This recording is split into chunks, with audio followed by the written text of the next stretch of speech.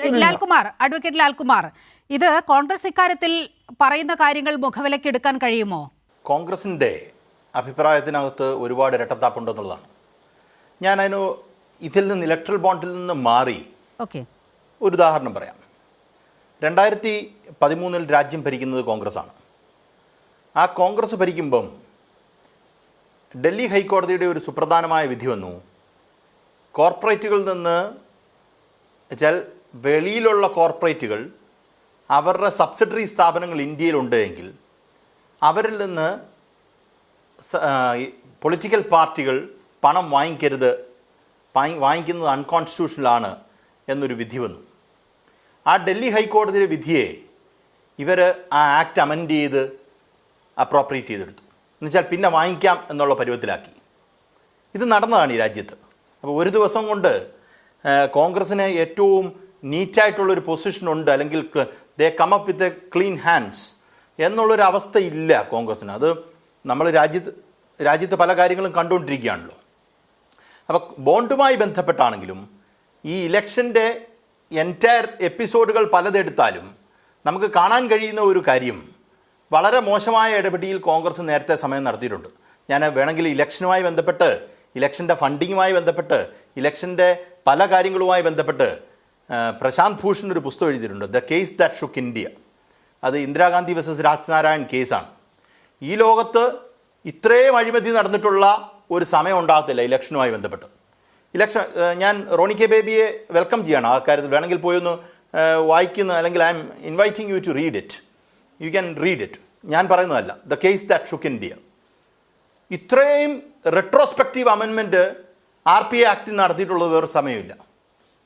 അപ്പം കോൺഗ്രസിൻ്റെ ചരിത്രവും ഭൂമിശാസ്ത്രവും ഒന്നും പറയാതിരിക്കുന്നതായിരിക്കും നല്ലത്. കാര്യം നമുക്ക് ഇവിടെ കാര്യങ്ങൾ അറിയാം.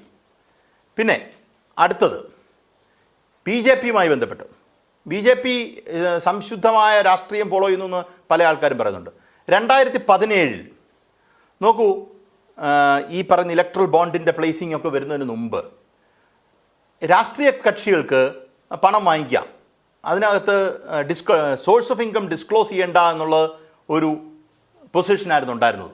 20,000-ൽ താഴെയാണ് പണം വാങ്ങിക്കുന്നതെങ്കിൽ സംഭവിച്ചത് എന്താണ്?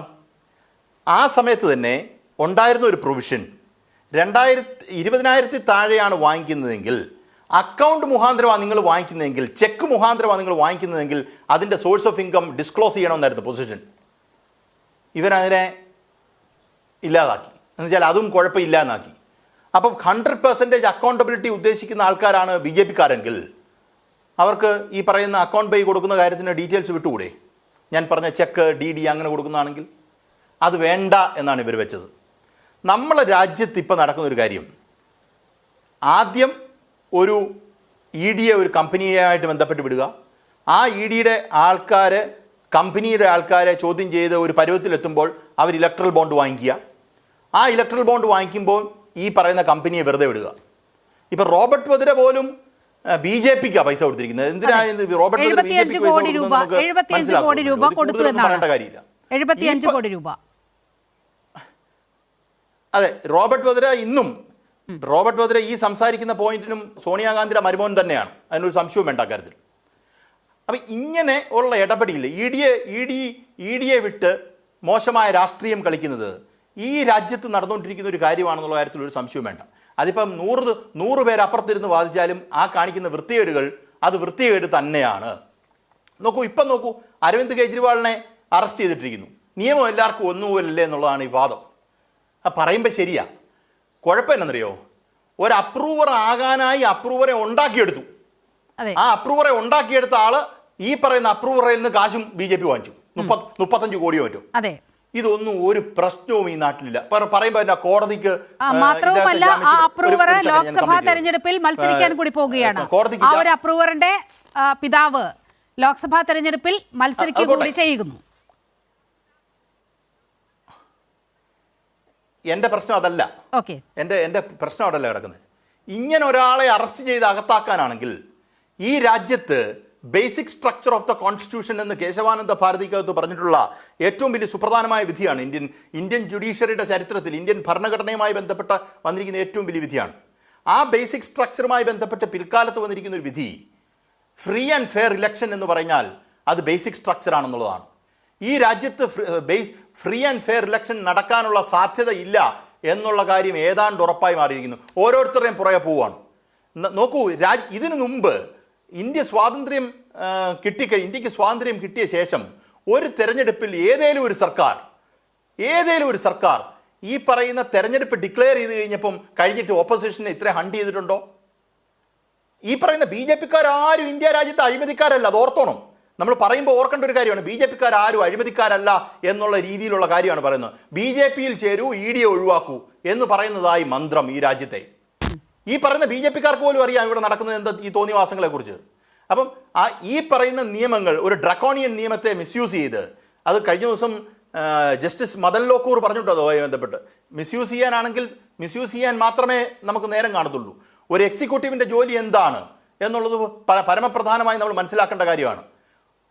ആ പറയുന്ന റോളുകളിൽ നിന്നെല്ലാം മാറി ഒരു സെമി ഓട്ടോക്രാറ്റിക് സ്റ്റേറ്റായി ഈ രാജ്യം മാറി എന്ന് പറയുന്നതിൽ എനിക്ക് ഒരു മടിയില്ല.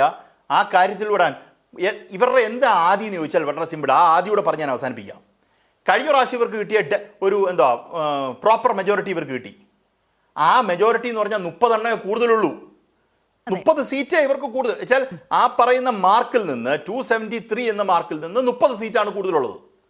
ആ 30 സീറ്റ് പോയാൽ നരേന്ദ്രമോദി അധികാരത്തിൽ എന്നുവെച്ചാൽ BJP അധികാരത്തിൽ NDA അധികാരം എന്നുള്ളതല്ല, നരേന്ദ്രമോദി വേണ്ട എന്നുള്ളൊരു ചോയ്സ് വരുമോ, അത് NDA അങ്ങനെ വെച്ചാൽ എന്ത് ചെയ്യും എന്നുള്ള പേടിയും വെപ്രാളവും ഈ കാണിക്കുന്നത്.